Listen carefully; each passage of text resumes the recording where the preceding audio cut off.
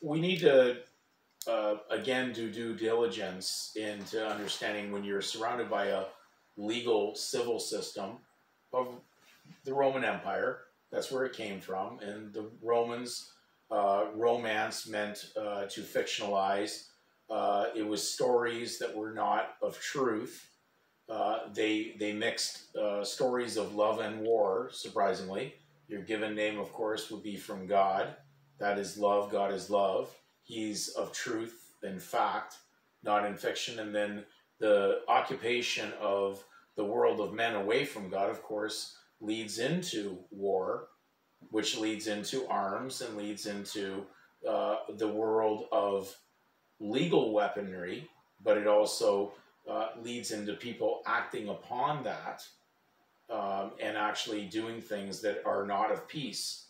So we can see that in the world we live in, and certainly we're not dealing with a world that's at peace right now. We're dealing with a world that will fake or fictionalize peace and eventually declare a false peace based on putting a piece of a legal person in your body as an abomination.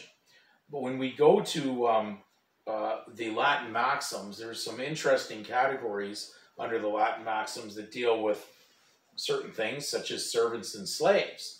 Now, the world of legal has adopted more the world of servant, and that's why the King James Bible removed the actual proper translation for the word slave and compromised it with the word servant because it was unpalatable and it wouldn't have worked so well for the world that they were going to deceive people into in the Roman civil system. So when we're talking about the word slave, very interesting that a slave is not a person in legal. They have no legal rights and they basically could not be in the legal system. Christ purchased all mankind, righteous and unrighteous, and therefore they are all his property based on also their acceptance of receiving a pardon from the world of sin and what we would call legal, which is debt. But when you're operating in the legal, it's so much easier to deceive people and call them a servant. Now, when we look up things like idolater, which means hired servant wages, most people wouldn't realize that's the definition. Well, we're dealing with a hired servant, not a slave. And so they would be automatically in the Gentile world because the Gentiles were known as idolaters, those who worship false gods.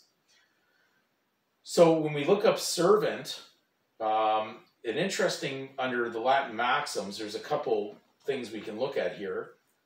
A servant basically has certain context around it. So when we go to the word slave, it's got a context. So I'm just going to read down one at a time here. The first thing under servant and slaves, it says, whatever is acquired by the servant is acquired by the master.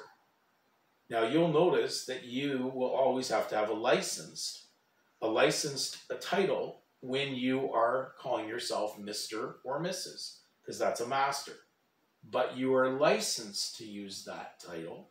Therefore, you're not the master. You're a licensed impersonator of the master. And therefore, whatever you acquire for the master is the master's property. It's not yours as a servant. Clearly under Roman civil law condition. They're not hiding anything in what they're stating here.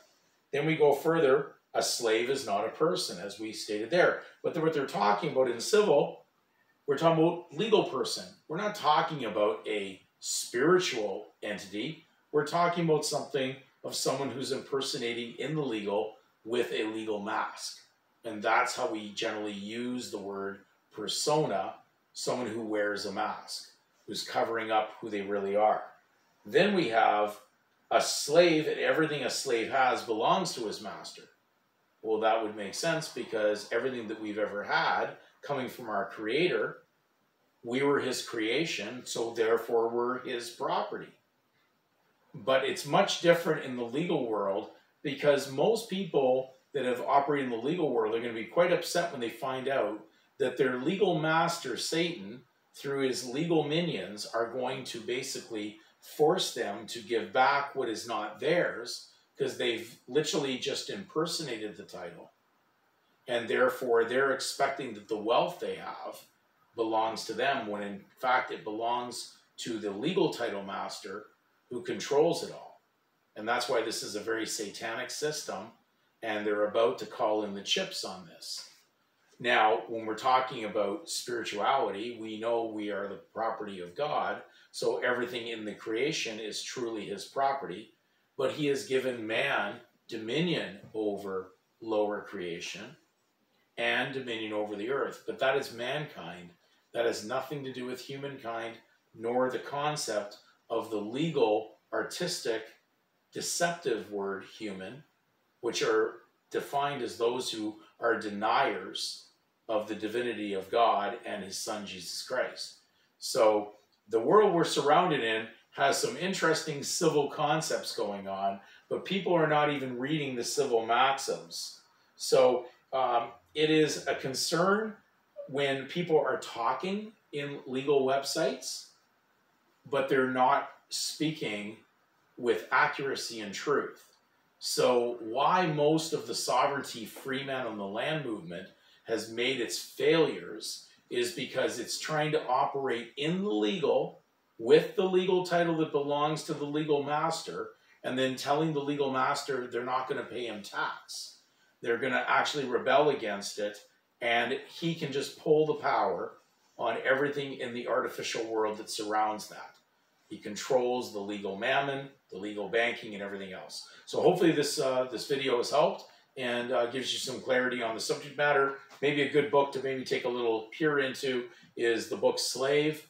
I'm not promoting the author, I'm just saying that there's a lot of good research in the book.